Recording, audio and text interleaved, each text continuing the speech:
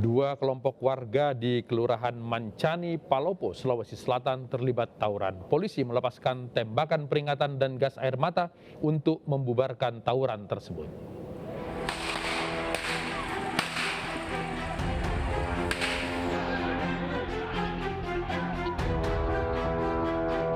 Polisi melepaskan tembakan peringatan dan gas air mata saat membubarkan tawuran antar dua kelompok warga di Kelurahan Mancani, Kecamatan Teluanua, Kota Palopo, Sulawesi Selatan.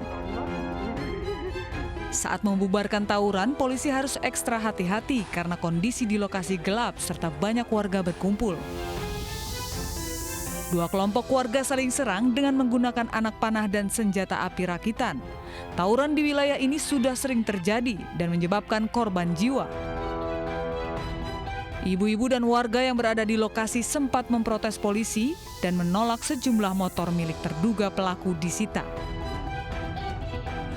Kami berhasil menghalau kedua pihak.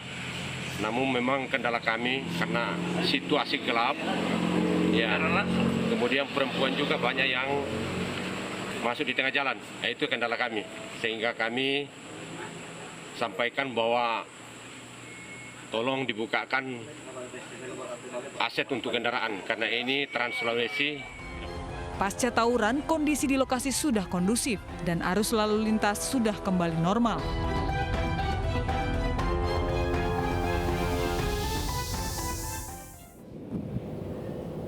Tiga orang tewas di Pandeglang, Banten akibat pesta minuman keras oplosan. Warga mengevakuasi seorang korban tewas akibat pesta minuman keras oplosan di Menes, Pandeglang, Banten. Dari tiga korban meninggal, satu diantaranya remaja wanita.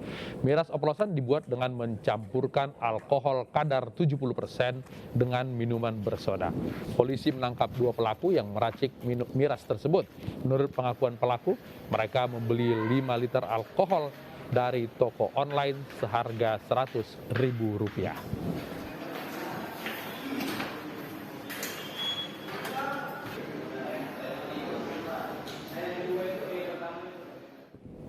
Bagaimana penanganan kasus ini? Kita berbincang dengan Kasat Reskrim Polres Pandeglang, AKP Pajar Mauludi. Pak Pajar, selamat malam. Selamat malam, Pak. Oke, selain dua orang pelaku tadi, bagaimana penanganan kasus ini? Baik, kita jelaskan untuk penanganan sementara masih kita dalami. Kemungkinan tersangka akan bertambah, Pak. Demikian. Siapa tersangka tambahan? Apakah hanya pelaku peracik atau penjual juga bisa ditetapkan sebagai tersangka?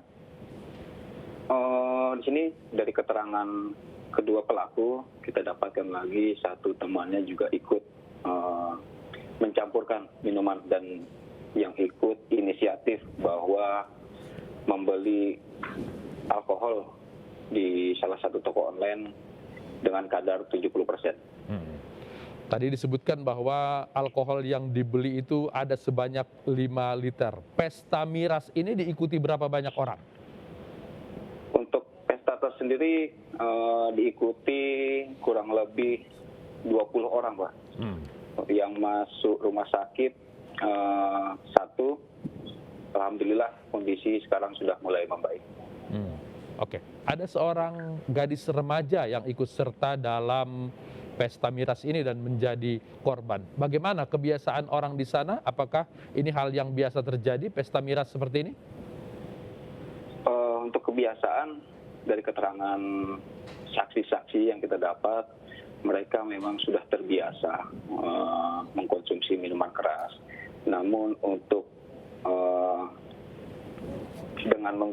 untuk menggunakan alkohol oplosan, mereka baru kali ini, Pak. Jadi mereka sempat belajar melalui media sosial. Dari sana mereka mencoba untuk mencampur sendiri, Pak, dengan kadar alkohol 70%. Oke, biasanya pesta miras seperti ini dilakukan dalam kesempatan apa? Apakah sedang ada keramaian atau hanya kumpul-kumpul biasa lalu mereka sudah minum-minum? Cuma hanya kumpul-kumpul biasa, Pak. Memang mereka mempunyai tempat tempat atau yang mereka namakan base camp, Pak. Tempat mereka kumpul, tempat mereka bersanda gurau atau bercerita. Oke. Mereka membeli menggunakan jasa online. Apakah penjual tersebut bisa dikenakan hukuman juga, atau karena ini merupakan alkohol yang bisa dilakukan untuk kepentingan lain, si penjual bisa tidak dikenakan?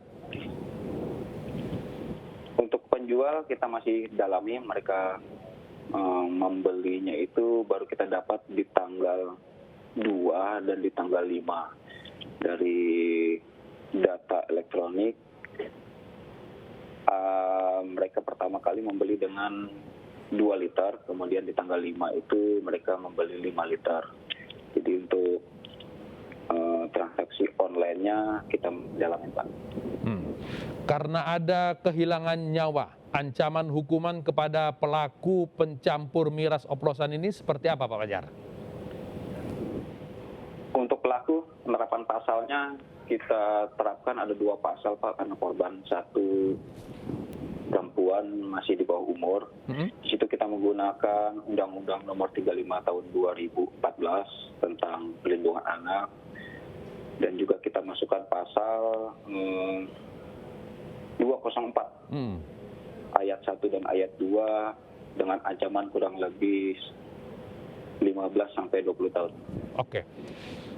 Pelakunya ada yang gadis remaja di bawah umur, kemudian korban juga ada yang di bawah umur. Apakah peserta pesta miras ini memang kebanyakan remaja berusia belia?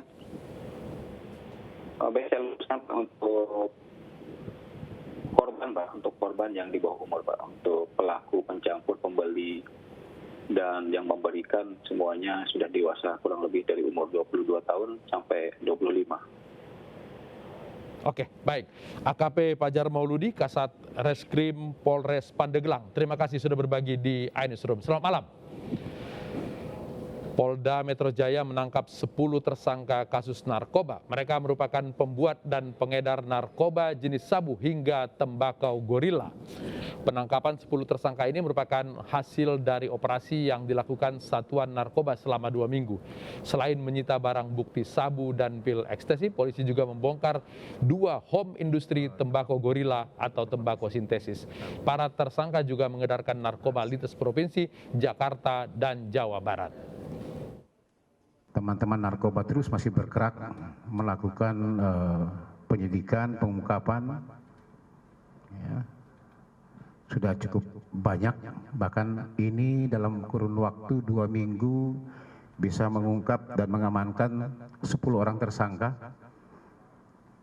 dari jenis narkoba, mulai dari sabu sampai dengan ke tembakau gorila atau tembakau sinte yang kita ketahui, dan berhasil juga membongkar 2 home industri tembakau sinte.